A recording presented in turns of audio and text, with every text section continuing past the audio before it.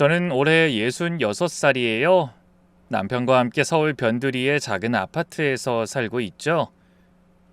우리 아들은 39살인데 5년 전에 결혼했어요.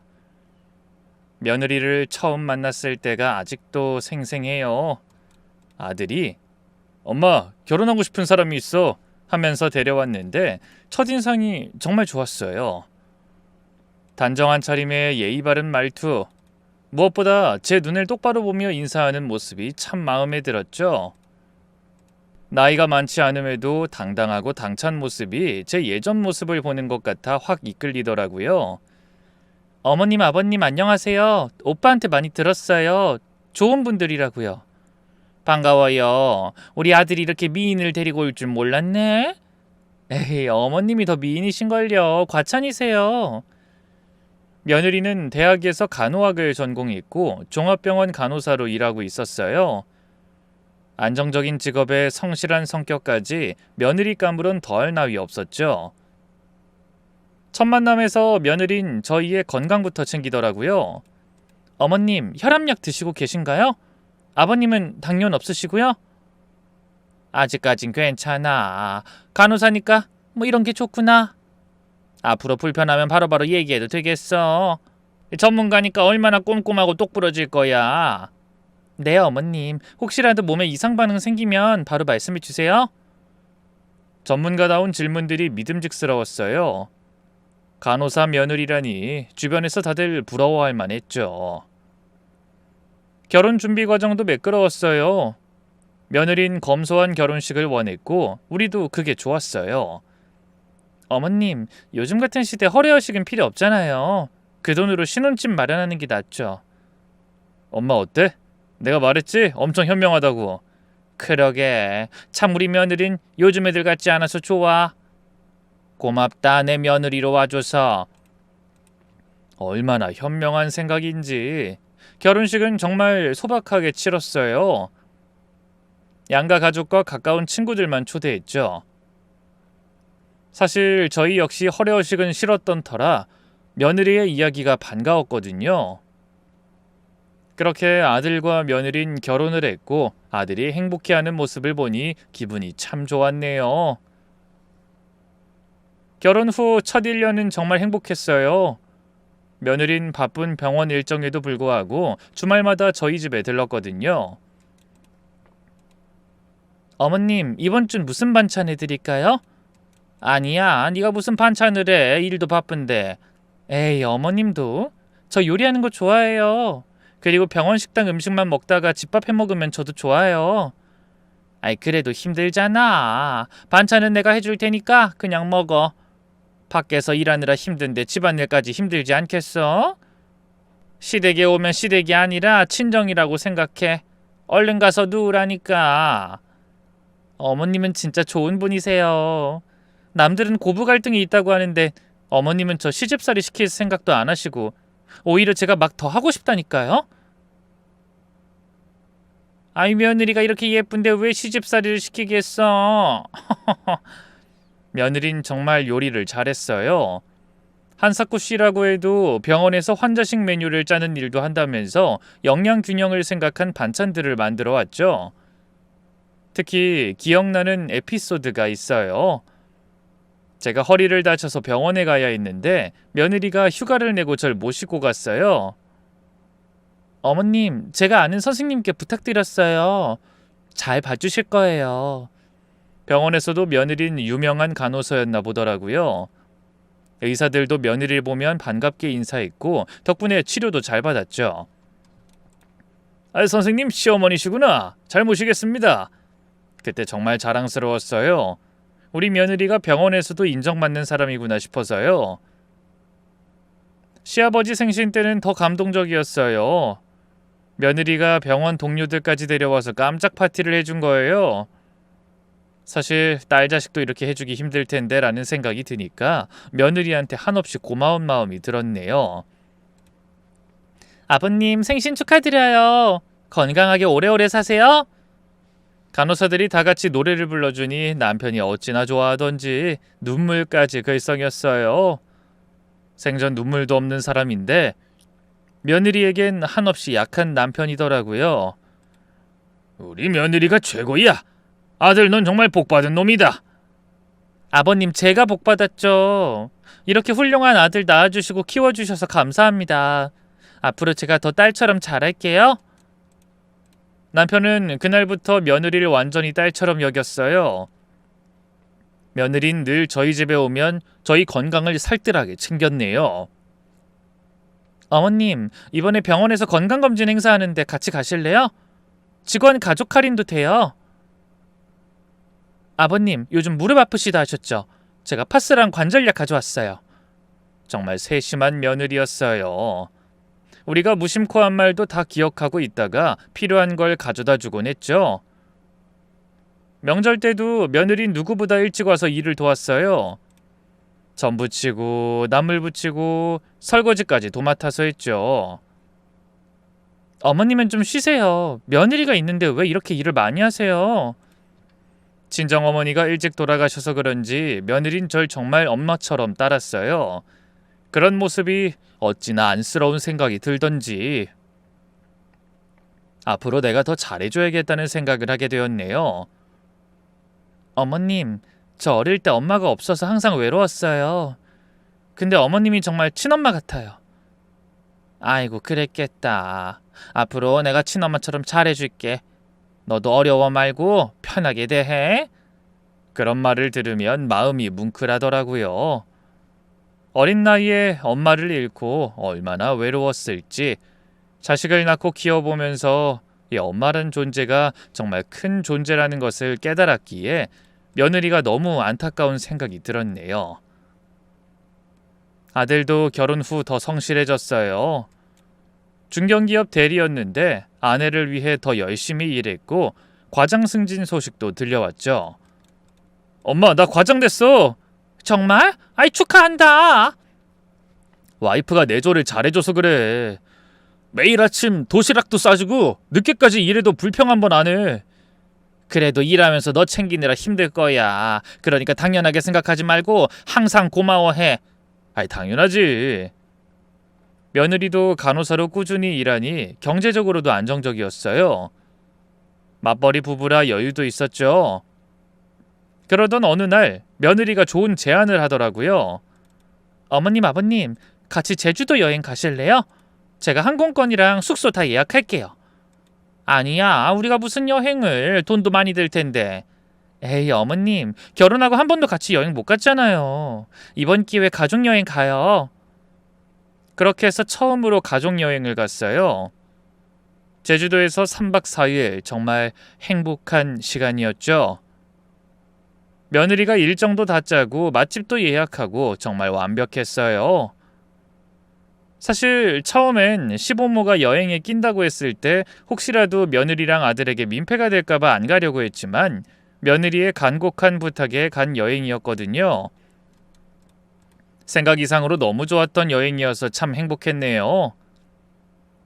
아이, 우리 며느리 고마워. 덕분에 좋은 추억 만들었네. 아이, 어머님 무슨 말씀이세요? 저야말로 어머님 아버님이랑 여행 와서 너무 좋아요. 그때까지만 해도 우린 정말 행복한 가족이었어요. 착한 며느리를 둔 게 얼마나 복인지 매일 감사했네요. 하지만 행복도 잠시. 결혼 2년 차부터 조금씩 이상한 일들이 생기기 시작했어요. 처음엔 정말 사소한 것들이었죠. 어느 날 며느리가 직접 담근 김치를 가져오더라고요. 평상시에도 종종 음식을 해오던 터라 이상하진 않았죠. 어머님, 제가 김치 담갔는데 맛 좀 봐주세요. 아유, 힘든데 김치도 담갔어? 어디 한번 먹어보자. 김치 맛이 좋았어요. 근데 그 김치를 먹고 나서 남편이 심하게 배탈이 나더라고요. 김치를 처음 담가보는 며느리이기 때문에 그럴 수 있겠구나 싶었어요. 아이고, 배야. 아버님 괜찮으세요? 제가 소화제 가져올게요. 며느리는 깜짝 놀라며 남편을 간호했어요. 병원에 가보니 급성 장염이라고 했죠. 죄송해요, 어머님. 제가 김치를 잘못 담근 것 같아요. 정말 죄송해요. 며느리가 너무 미안해하니 우리도 뭐라 할 수 없었어요. 아니, 오히려 그렇게 미안해하는 모습을 보니 배탈이 난 게 더 미안하더라고요. 좋은 마음에 했을 텐데 하면서 말이죠. 그리고 그때 며느리가 보여준 헌신적인 모습은 정말 감동적이었어요. 아버님, 제가 병원 동료한테 부탁해서 좋은 약 처방받아왔어요. 그리고 제가 매일 죽 끓여서 가져올게요. 아유, 그러지 마라. 너 바쁜데 난 괜찮아. 내가 몸이 좀 안 좋아서 그런가 봐. 괜히 배탈 나서는. 하지만 정말로 며느린 일주일 동안 매일 새벽에 죽을 끓여서 가져왔어요. 세아가 고생하지 마. 우리가 해먹을 수 있어. 아니에요, 어머님. 제 잘못으로 아버님이 아프신데 이 정도는 해야죠. 간호사인데 가족도 못 챙기면 어떡해요. 며느리가 가져온 죽은 정말 정성스러웠어요. 전복죽, 야채죽, 소고기죽 매일 다른 종류로 만들어 왔죠. 동네 사람들도 다 알 정도였네요. 아이고, 며느리가 정말 효녀네. 매일 아침 죽 들고 오는 거 봤어. 아니, 맞아요. 요즘 그런 며느리 어디 있어요. 그런 칭찬을 들을 때마다 전 며느리가 자랑스러웠어요. 그런데 한 달쯤 후에 비슷한 일이 또 일어났죠. 이번엔 며느리가 만든 갈비찜을 먹고 제가 탈이 났거든요. 어머님, 병원 가보실래요? 제가 모시고 갈게요. 그때도 며느린 정말 극진했어요. 병원에 같이 가서 의사 설명도 꼼꼼히 듣고 약도 대신 타오고 집에 와선 계속 제 곁을 지켰죠. 어머님, 제가 정말 죄송해요. 요즘 병원 일이 바빠서 요리에 신경을 못 썼나 봐요. 며느린 반복되는 저희의 배탈에 눈물까지 글썽이더라고요. 아니야, 괜찮아. 누구나 실수할 수 있지. 아니에요, 어머님. 제가 간호사면서 가족 건강도 못 챙기다니 정말 죄송해요. 그런 며느리를 보면서 어떻게 의심을 하겠어요. 오히려 미안한 마음이 들 정도였죠. 더구나 며느린 그 후로 더 조심스러워지더라고요. 어머님, 제가 요리책도 사고 요리 학원도 다니기로 했어요. 더 이상 이런 일 없도록 제대로 배울게요. 아니야, 무리하지 마. 요즘 젊은 사람들 요리도 안 해먹는다고 하던데. 차라리 그 시간에 쉬면서 체력 충전해. 우리 며느리도 쉬어야지. 하지만 정말로 며느린 주말마다 요리 학원에 다녔어요. 수료증도 받아왔죠. 짜잔, 어머님, 제가 한식 요리 자격증 땄어요. 어머나, 정말? 아이, 대단하다. 그 후로 며느리가 만든 음식은 정말 맛있어졌어요. 식당 음식보다 더 맛있을 정도였죠. 하지만 이상하게도 가끔씩 또 탈이 났어요. 그럴 때마다 며느린 자책했죠. 또 제가 실수했나 봐요. 정말 죄송해요. 제가 왜 이럴까요? 며느리가 너무 미안해하니까 우리도 위로할 수밖에 없었네요. 그리고 진짜 나이가 들어서 그런지 저희도 예전 같지 않다고 생각이 들었고요. 아니야, 우리가 나이 들어서 소화력이 떨어진 거야. 네 잘못 아니야. 그래도요, 가끔씩 탈이 나시니까 너무 죄송스러워요. 우리가 평소에 좀 몸 관리를 해야 할 것 같아. 너무 신경 쓰지 마. 그런 일이 몇 번 반복되자 남편이 조심스럽게 어느 날 얘기를 하더라고요. 여보, 그 며느리가 가져온 음식 먹으면 꼭 배가 아픈 것 같지 않아? 그러게요. 근데 얼마나 정성스럽게 만드는데 우연히 일치겠죠. 그래도 이상해. 다른 음식은 괜찮은데 며느리 음식만. 여보, 그런 말 하지 마요. 며느리가 들으면 얼마나 상처받겠어요. 전 오히려 남편을 나무랐어요. 그렇게 성실하고 착한 며느리를 의심하다뇨. 그 무렵 아들 회사에서 구조조정 얘기가 나오기 시작했어요. 아들은 참 스트레스를 많이 받더라고요. 아들이 와서 속상해하니 저 역시 참 속상한 마음 이루 말할 데가 없었네요. 엄마, 우리 회사가 요즘 어려워서 구조조정한대. 나도 불안해. 그래? 아유, 걱정이네. 네 와이프는 뭐래? 괜찮을 거라고 하는데 솔직히 불안해. 며느리의 성격이 원래 매사 긍정적이어서 그런지 몰라도 남편이 위기에 처했는데도 별로 걱정하는 기색이 없었죠. 오히려 아들을 위로하며 힘을 북돋아줬어요. 오빠 걱정하지 마. 오빠처럼 능력 있는 사람을 회사가 내보낼 리 없어. 그리고 설령 그렇게 되더라도 우리에겐 내가 있잖아. 그럴까? 그래도 걱정되는 건 사실이야. 괜찮아. 내가 있는데 뭘 걱정이야. 위기 속에서 며느리의 그런 모습에 저도 감동을 하게 되었네요. 사실 부부란 원래 기쁠 때나 슬플 때나 함께 해야 하는 존재잖아요. 우리 새아기 고마워. 네가 있어서 우리 아들이 힘을 내는구나. 어머님 당연한 거죠. 부부는 어려울 때 서로 의지하라고 있는 거잖아요. 그래, 그게 맞는 말이지. 그래도 요즘 같은 세상에 얼마나 불안하고 힘이 들 거야. 그래도 내색 않고 용기 줘서 고맙다. 우리 며느리 정말 장하고 기특해. 그리고 어느 날 우연히 며느리가 통화하는 걸 들었어요. 계획대로 되고 있어. 조금만 더 기다려봐. 뭐? 그건 내가 알아서 할게. 걱정하지 마. 그 전화통화는 며느리의 목소리 중에 제일 낮은 목소리였고 굉장히 속닥속닥하는 전화통화였거든요. 무슨 일이 있나 싶은 생각에 며느리에게 물어보게 되었네요. 아까 누구랑 통화하는 것 같던데 무슨 일이 있어? 병원 후배예요. 제가 멘토링 해주고 있는 간호사가 있거든요. 경력 계획 상담해주고 있었어요. 그럴듯한 대답이었어요. 며느리는 병원에서도 후배들을 잘 챙기는 선배로 유명했거든요. 실제로 며느리가 멘토링하는 후배가 우리 집에 온 적도 있었기 때문에 병원에서도 평판이 좋기로 유명한 며느리였어요. 시아버지 생일 파티도 동료들과 해줄 정도니 말 다 했죠 뭐. 선배님 정말 감사해요. 선배님 덕분에 제가 이렇게 성장할 수 있었어요. 아니야, 네가 잘한 거지. 앞으로도 화이팅! 1년의 이런 모습들을 보면서 저는 며느리를 더욱 믿게 되었네요. 이렇게 좋은 사람이 나쁜 마음을 품을 리 없다고요. 그리고 결국 아들은 회사에서 명예퇴직 압박을 받고 사직서를 냈어요. 그때 당시 36의 나이에 백수가 된 거죠. 엄마, 결국 회사 그만뒀어. 어떡하니? 네 처는 뭐래? 괜찮대. 자기가 벌고 있으니까 천천히 구하래. 아무리 긍정적이라지만 맞벌이에서 외벌이가 됐는데 전혀 걱정이 없다니 참 대단하다고 느껴졌네요. 그리고 역시나 며느린 정말 대단했어요. 제 아들을 위해 더 열심히 일했죠. 회사에서 명예퇴직을 한 아들이었기에 며느리 보기 민망한 마음은 어쩔 수 없더라고요. 며느리가 괜히 우리 아들 때문에 고생하나 싶어 눈치도 보이고 말이죠. 어머님, 제가 야간 근무도 더 하기로 했어요. 오빠가 좋은 직장 구할 때까지 제가 더 벌어야죠. 너무 무리하지 마. 우리가 너한테 면목이 없다. 참. 괜찮아요. 저 체력 좋잖아요. 그리고 오빠가 집에 있으니까 집안일도 도와줄 수 있고요. 그 말을 끝으로 며느리는 야간 근무를 늘리더라고요.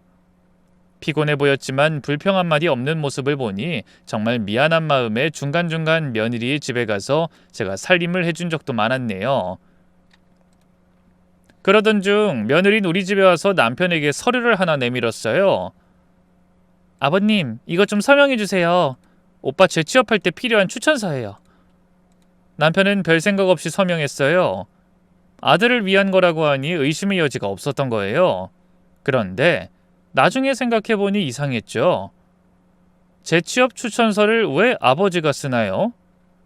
조금 이상한 생각이 들긴 하더라고요. 며느라, 그 추천서는 어디에 쓰는 거니? 오빠가 지원하는 회사에서 가족 추천서를 요구해서요. 요즘은 인성검증을 철저히 한대요. 어머, 그래? 하긴 요즘에 이상한 사람들도 많으니까 그럴듯하네.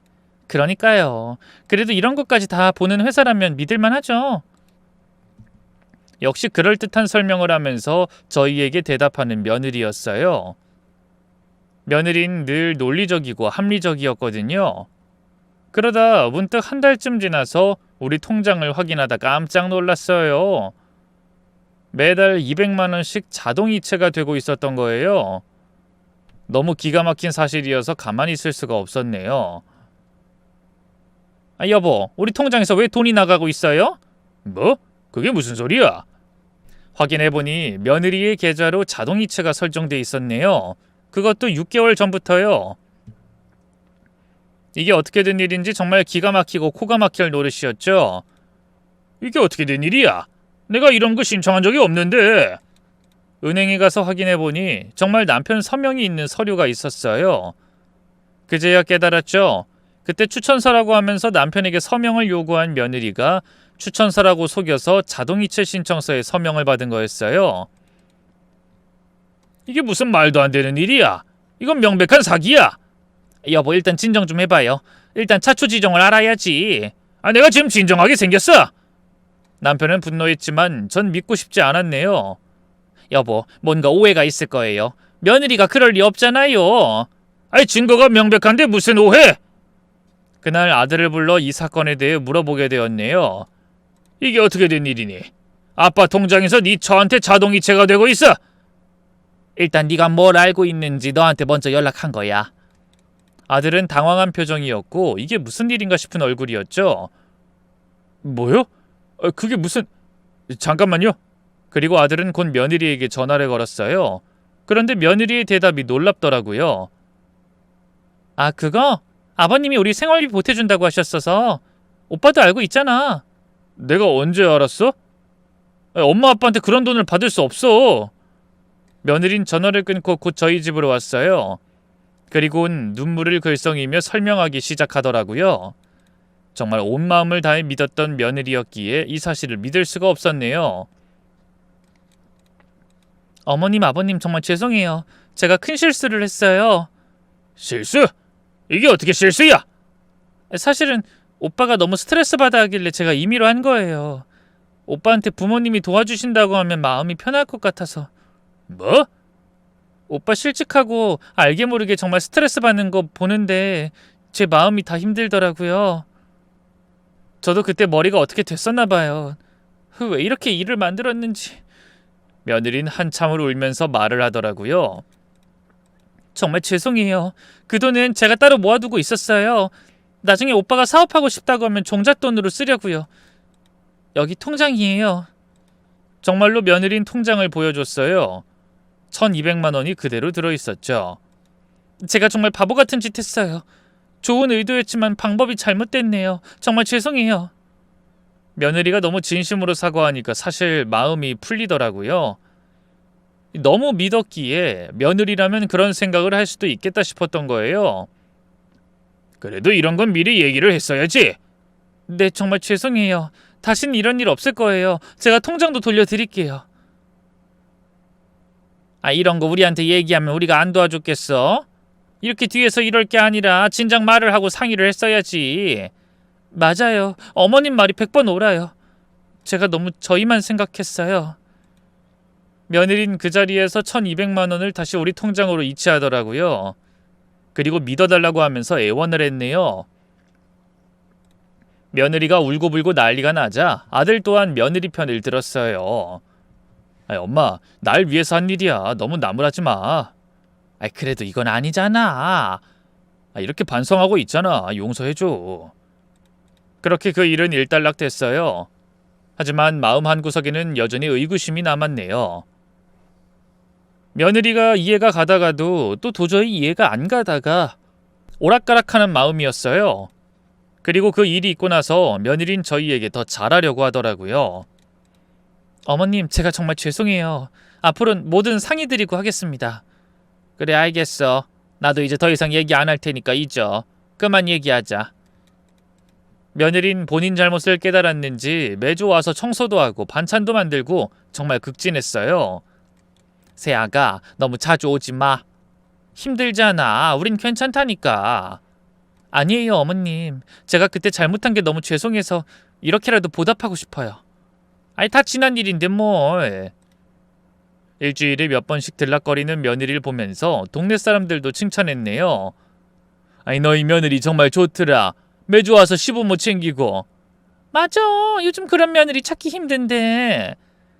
그런 말을 들을 때마다 저도 며느리에 대한 의심이 조금씩 사라졌고 정말 좋은 아이인데 내가 너무 의심했나 싶었어요.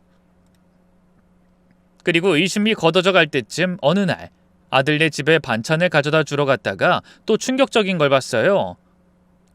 며느리의 화장대 위에 여러 개의 통장이 있었던 거예요. 이게 뭐지? 호기심에 살짝 들여다봤는데 놀랍게도 각 통장마다 1000만 원 이상씩 들어있었어요. 그 중에는 모르는 사람들 이름도 있었고 우리 남편 이름도 있었죠. 며느리가 이렇게 돈이 많았나? 그리고 서랍을 열어보니 더 놀라운 게 있었죠. 여러 장의 보험 서류들이었는데 피보험자는 다 다른 사람들이고 수익자는 모두 며느리였네요. 순간 등골이 서늘해졌어요. 이게 대체 무슨 일인가 싶었거든요. 보험 서류를 본 후로 저는 잠을 제대로 잘 수가 없었어요. 며느리가 도대체 무슨 일을 하고 있는 건지, 왜 그렇게 많은 보험의 수익자가 되어 있는지 도무지 이해할 수가 없었죠. 그리고 저는 남편에게 이 사실을 말했네요. 여보, 애들 집에서 이상한 걸 봤어요. 보험 서류가 한 뭉치 있는데 수익자가 다 며느리예요. 뭐? 그게 무슨 말이야? 그리고 통장도 여러 개 있는데 다 큰 돈이 들어있어요. 우리가 모르는 사람들 이름으로 된 것도 있고요. 남편의 표정이 굳어지기 시작하더라고요. 이거 심상치 않은데? 걔가 무슨 일 하는 거야? 우리는 고민 끝에 아들에게 직접 물어보기로 했네요. 하지만 아들의 반응은 예상 외였죠. 엄마, 그건 집사람의 친정 쪽 보험을 정리하는 거예요. 친척들이 시골에 계셔서 집사람이 대신 관리해주는 거라고 했거든요. 그래? 그럼 통장은? 그것도 마찬가지예요. 집사람이 워낙 집안에서 제일 똑똑하니까 다들 맡긴대요. 아들은 며느리의 말을 그대로 믿고 있었어요. 하지만 우린 뭔가 이상하다고 느껴지더라고요. 며느리가 쎄할 때쯤 어느 날 결정적인 사건이 일어났어요. 남편이 갑자기 쓰러진 거예요. 여보 정신 차려요! 119를 불러 병원에 갔더니 의사가 이상한 말을 했죠. 환자분이 평소에 수면제나 신경안정제를 복용하시나요? 아니요, 그런 약 먹지 않는데요. 혈액 검사 결과 수면제 성분이 과다하게 검출됐습니다. 평소보다 훨씬 많은 양이에요. 순간 소름이 돋았어요. 남편은 수면제를 먹은 적이 없는데 어떻게 그런 성분이 나온다는 거죠? 의심이 확신으로 바뀌는 순간이었네요. 혹시 음식이나 음료에 섞여 있었을 가능성이 있습니다. 조심하셔야 해요. 그날 아침 며느리가 가져온 건강음료를 남편이 마셨던 게 떠오르더라고요. 계속 저희에게 잘한다고 하면서 며느리는 늘 이것저것 챙겨왔는데 그날 아침 본인이 만든 거라며 음료를 하나 가져왔거든요. 아버님, 이거 면역력에 좋은 거예요. 꼭 드세요. 설마 정말 며느리가? 집에 돌아와서 남편과 심각한 대화를 나눴어요. 여보, 이제 확실해요. 며느리가 뭔가 이상해요. 나도 그렇게 생각해. 음식에 약을 탄다는 게 말이 돼? 그동안 우리가 아팠던 것도 다 며느리 때문인 것 같지 않아요? 곰곰이 생각해보니 패턴이 있었네요. 며느리가 가져온 음식을 먹은 날이면 꼭 누군간 아팠죠. 병원에서는 단순 장염이나 소화불량이라고 했지만 이제 보니 다 계획된 일이었던 것 같더라고요. 보험 서류도 그렇고 이 여자 뭔가 큰 일을 꾸미고 있는 것 같아. 아들한테 말해야 하지 않을까요? 하지만 아들은 여전히 며느리만 믿고 있었기에 우리가 아무리 말해도 소용없을 게 뻔하더라고요. 그렇게 어떻게 해야 하나 곰곰이 생각하고 있을 때 며느리가 또 이상한 제안을 했네요. 어머님, 아버님, 제가 좋은 보험 상품 찾았는데요. 가입하시면 어떨까요? 보험? 우린 이미 들어놓은 게 있어. 이건 정말 좋은 상품이에요. 사망보험금이 5억이나 돼요. 보험료는 제가 낼 테니 가입만 해주세요. 사망보험금 5억? 순간 등골이 오싹해지기 시작하더라고요. 그래도 살아온 세월이 있는데 며느리의 눈을 보니 이제야 알 것 같더라고요. 필요 없어. 우리 나이에 무슨 보험이야. 남편이 단호하게 거절했지만 며느린 계속 설득했어요. 아버님, 이건 정말 좋은 기회예요. 나중에 오빠한테 도움이 될 거예요. 아니야. 필요 없다도 그러네. 그래, 그만해라. 필요 없으시대잖니. 남편이 화를 내자 며느린 그제야 물러났는데 차가운 눈빛이 잊히질 않았죠. 그날 밤 남편과 많은 이야기를 했는데 정말 무섭고 소름이 돋더라고요. 여보, 그 며느리가 우리를 혹시... 말도 안 되는 소리 하지 마. 그래도 며느리인데. 하지만 우리 둘 다 알고 있었어요. 며느리가 우리를 해칠 수도 있다는 것을요. 그 후로 저희는 며느리가 주는 음식은 일절 먹지 않고 핑계를 대고 거절했네요. 어머님, 제가 삼계탕 끓여왔는데 안 드실 거예요? 아, 우리 오늘 외식하기로 했어. 고맙지만 너희가 먹어. 그래도 한번 드셔보시지. 괜찮아. 이따 중요한 약속이라서. 며느리는 의아한 표정을 지었지만 더 이상 강요하진 않았네요. 아마 계속 강요를 하면 전 같지 않은 우리가 더 의심할 게 뻔하니 그런 것 같았어요. 하지만 간과하고 있던 아들이 점점 이상해지기 시작했어요. 얼굴이 창백해지고 살도 많이 빠지기 시작한 거예요. 너 어디 아프니? 얼굴이 왜 이래? 아니에요, 엄마. 그냥 재취업 준비하느라 스트레스 받아서 그래요. 하지만 제 눈엔 그게 단순한 스트레스로 보이지 않았어요. 혹시 우리 아들도 며느리한테? 혹시 요즘 뭐 약 같은 거 먹니? 네? 아, 그 집사람이 영양제 챙겨주는데요. 그 피로회복제라고. 그 말을 듣는데 심장이 쿵 내려앉았네요. 아들도 위험할 수 있겠다는 생각이 들었거든요. 어디서부터 얘기해야 하나 걱정이 앞섰는데 그래도 말은 꼭 해야겠다고 생각이 들었죠. 아들, 엄마가 하는 말 잘 들어. 네 와이프가 주는 약 먹지 마. 아이, 엄마 왜 또 그러세요? 집사람이 얼마나 날 위하는데. 아들은 그런 제 말에 화를 내며 자리를 뜨더라고요. 하지만 전 포기할 수 없었네요. 계속해서 심증만 있고 물증을 잡으려고 했던 때였어요. 그로부터 아들이 실직한 지 1년이 넘어가고 있었고 여전히 재취업은 안 되고 저축은 바닥을 드러내고 있었죠. 그러던 어느 날 아들에게서 전화가 왔어요. 엄마, 우리 월세가 3개월이나 밀렸어요. 그 집주인이 나가라는데 혹시 집에서 좀 지낼 수 있을까요? 마음이 참 아프더라고요. 아무리 며느리가 이상해도 아들을 길거리에 내쫓을 순 없었네요. 그래, 당연히 와야지. 언제 이사할 거니? 다음 주 수요일이요. 고마워요, 엄마. 하지만 남편은 반대를 하기 시작했어요. 한 집에 산다고? 당신 걔가 무슨 짓을 할지 몰라. 아이, 그래도 우리 아들을 힘들게 할 수 없잖아요. 우리가 조심하면 돼요. 아, 영 찝찝해. 오히려 옆에 있으면 증거를 빨리 잡을 수 있을지 몰라요.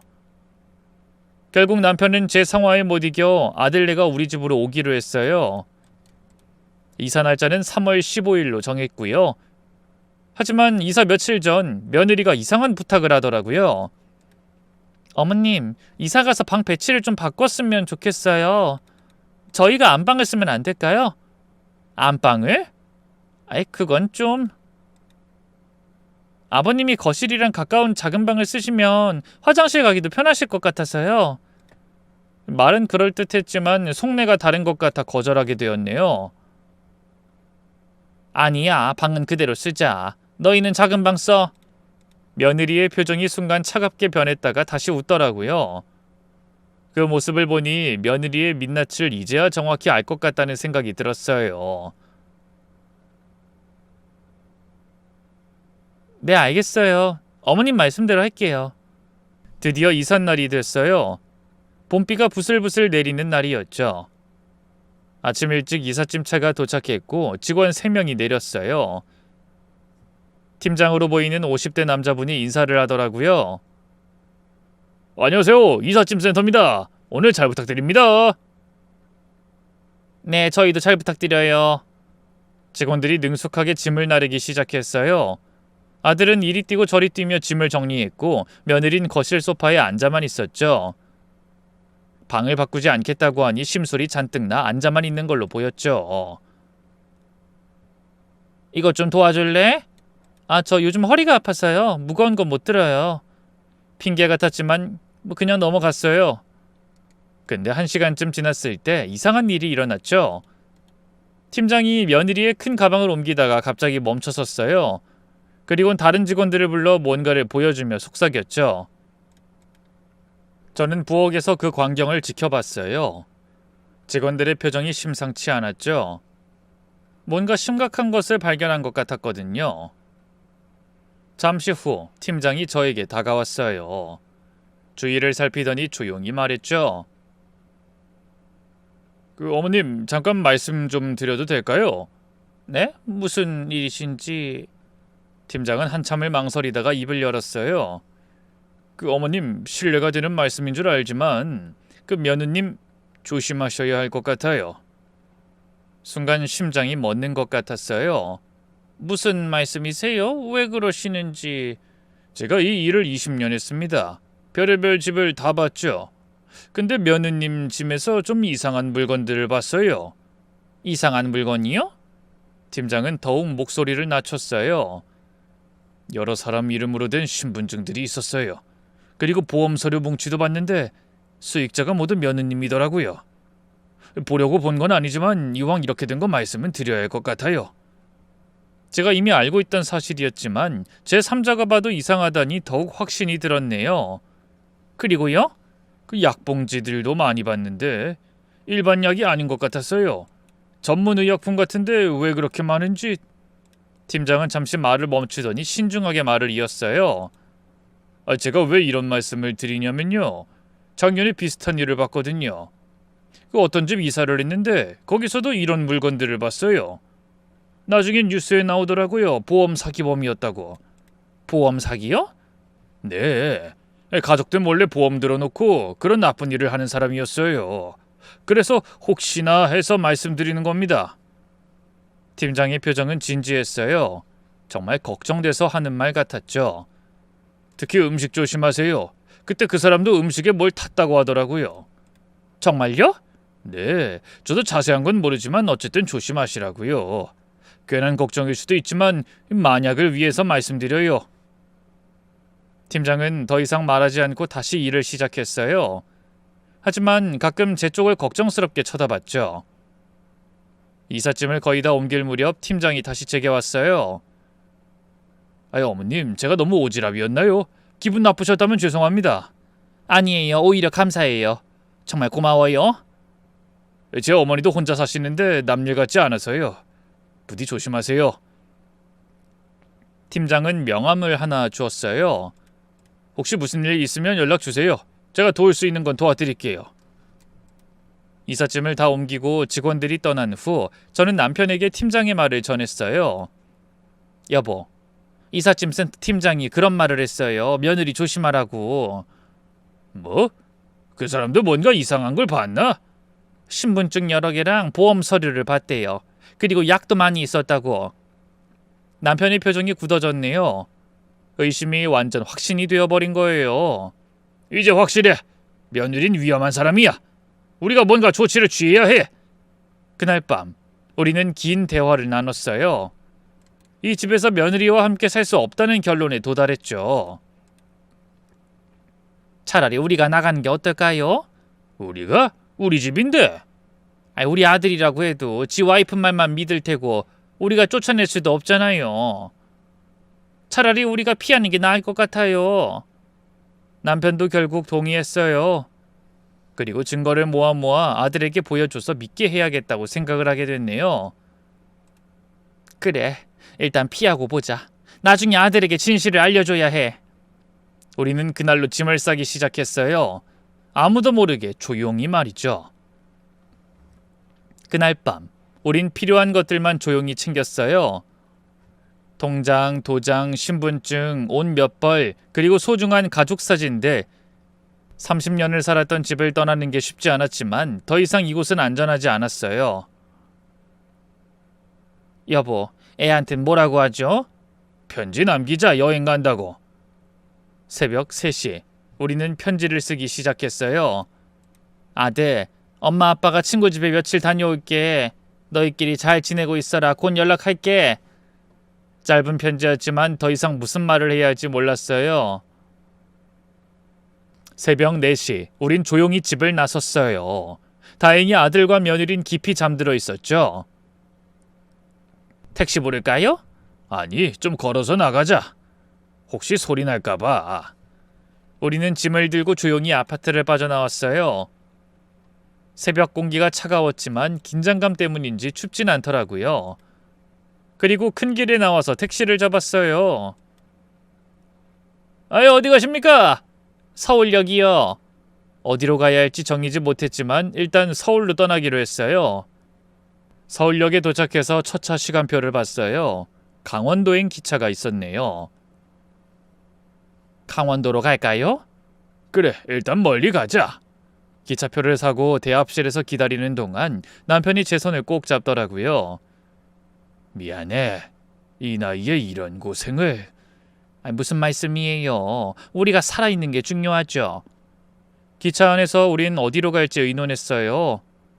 남편 친구가 강원도에서 펜션을 운영한다는 게 떠올랐죠. 그 친구한테 가볼까? 거기서 당분간 지내면서 생각해보자. 그래요. 당신 친구라면 우리 사정을 이해해 줄 거예요. 강원도에 도착해서 남편 친구에게 연락을 하게 됐고 다행히도 펜션에 빈 방이 있다고 하더라고요. 형님 무슨 일이에요? 갑자기 웬일이세요? 긴 얘기야. 가서 설명할게. 펜션에 도착해서 우린 남편 친구에게 모든 걸 털어놨어요. 친구도 깜짝 놀라더라고요. 세상에, 그런 며느리가 다 있어요? 그러니까 말이야. 우리도 믿기지가 않아. 형님 여기서 편하게 지내세요. 얼마든지 있어도 돼요. 고마운 마음에 눈물이 났고 이제 정신을 똑바로 차려야겠다 싶었어요. 며느리가 워낙 영특하고 영악해서 모든 걸 눈치채기 전에 해결해야 했거든요. 그리고 정확히 이틀 후 아들에게서 연락이 오더라고요. 엄마 어딨어요? 어떻게 말도 없이 가버려요?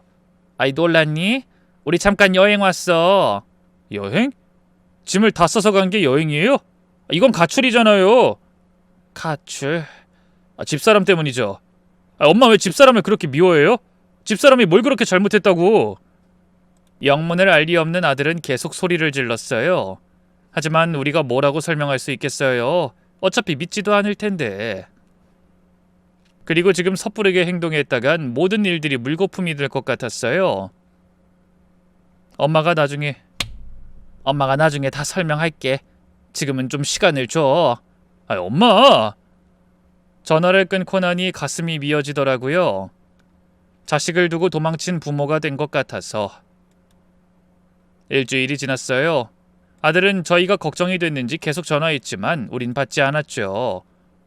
문자로만 짧게 안부를 전했죠. 그러던 어느 날 아침 남편 친구가 급하게 저희를 불렀네요. 형님 뉴스 좀 보세요. 이거 형님네 며느리 아니에요? TV를 보니 정말 충격적인 뉴스가 나오고 있었어요. 오늘 새벽 서울에서 연쇄보험 사기범이 검거됐습니다. 피의자 박모 씨는 가짜 신분증을 이용해 여러 사람과 결혼한 뒤 보험금을 노렸다는 혐의를 받고 있습니다. 화면에 나온 사람은 분명 며느리였어요. 실루엣만 봐도 알 것 같았네요. 피해자는 간호사 행세를 하며 피해자들에게 접근했으며 음식에 약물을 타는 수법을 사용했습니다. 현재까지 확인된 피해자만 7명이며 이 중 2명은 의문사한 것으로 알려졌습니다. 의문사라니. 우리도 위험할 뻔했다는 생각에 온몸에 소름이 돋았고 아들이 걱정이 되기 시작하더라고요. 형님 정말 큰일 날 뻔했네요. 그때 도망치지 않았으면. 뉴스는 계속됐어요. 피의자 검거에는 한 이삿짐 센터 직원의 제보가 결정적이었습니다. 이 직원은 이사 현장에서 수상한 물건들을 발견하고 즉시 경찰에 신고했다고 합니다. 그 팀장님이 신고를 했구나. 정말 은인이었어요. 저희는 일단 아들과 이혼시킬 생각만 했던 터라 변호사를 알아보고 상담만 다니고 있었거든요. 곧이어 아들에게서 전화가 왔죠. 이번엔 울먹이는 목소리였죠. 엄마 지금 내 와이프가. 엄마랑 아빠 알고 있어. 뉴스 봤어. 엄마가 맞았어요. 제가 바보였어요. 어떻게 그런 사람한테 속았을까요? 괜찮아. 이제 다 끝났어. 경찰서에서 연락이 왔어요. 우리도 피해자니 조사를 받으러 오라고 했죠. 서울로 돌아와서 경찰 조사를 받았네요. 그리고 정말 충격적인 사실들이 밝혀졌는데 박서진은 본명이고 김수진, 이수진 등 여러 가명을 사용했습니다. 간호사 면허증은 위조였고 병원 근무 경력도 모두 거짓이었습니다. 그럼 그동안 어디를 다닌 거죠? 다른 표적을 물색하러 다녔습니다. 주로 노인들이 모이는 곳을 찾아다녔죠. 복지관, 노인정, 병원 등이요. 더 충격적인 건 다음이었네요. 이 여자는 이미 2번 결혼했었는데 두 남편 모두 결혼 2, 3년 만에 사망했습니다. 보험금은 모두 박수진이 받았고요. 그럼 우리 아들도. 네, 위험했습니다. 아드님 명의로도 여러 개 보험이 가입돼 있었어요. 다행히 일찍 발견해서. 경찰은 이삿짐 센터 팀장의 신고가 없었다면 더 큰 피해가 있었을 거라고 하더라고요. 어찌나 무릎이 탁 처지던지 이혼을 시킬 게 아니라 저 여자를 구속시켰어야 했나 싶은 생각에 머리가 아찔하더라고요. 내 60평생 이런 일이 있나 싶기도 하면서 그때서야 벌벌 떨리면서 무서웠죠. 그분이 정말 용기 있는 행동을 하셨어요. 덕분에 빨리 검거할 수 있었습니다.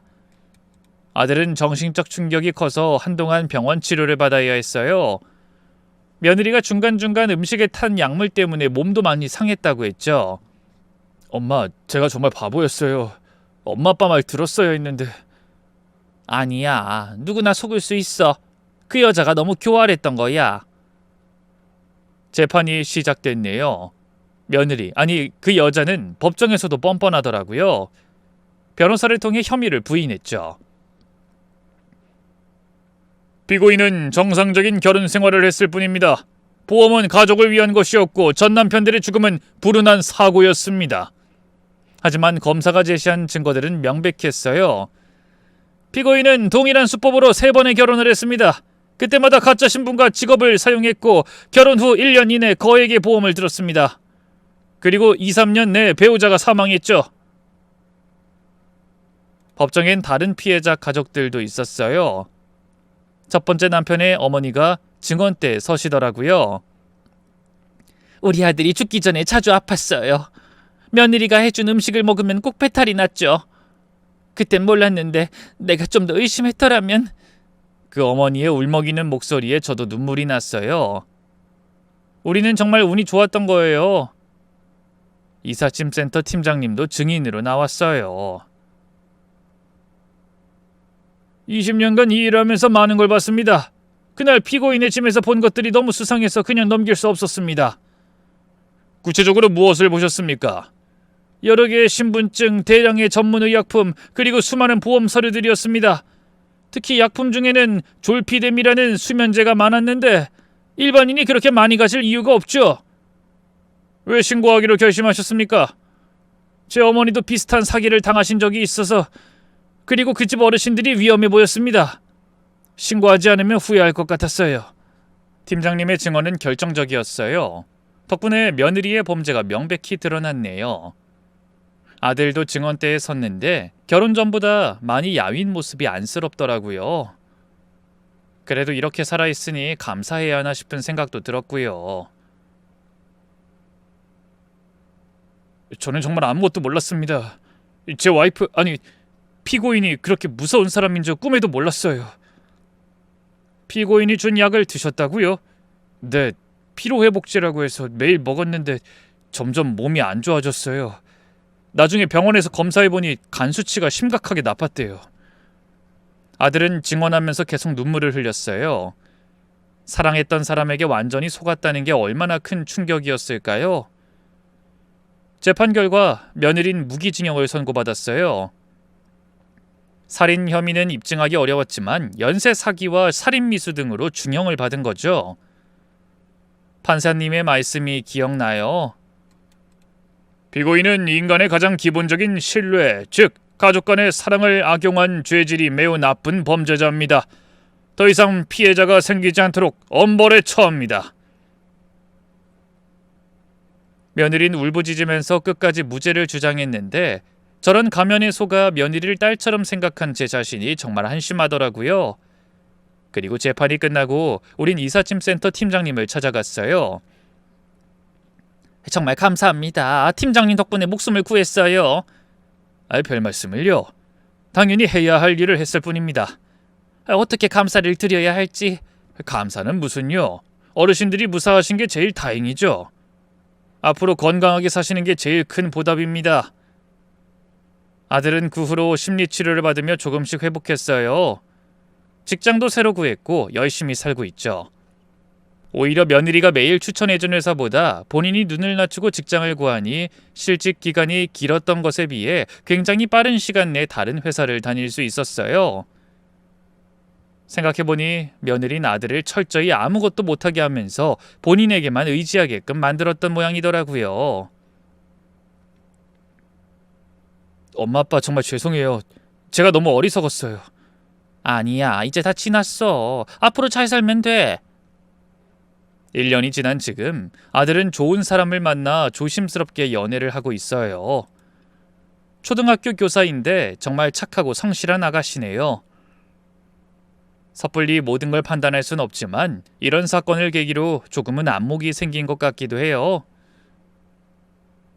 엄마, 이번엔 정말 다를 거예요.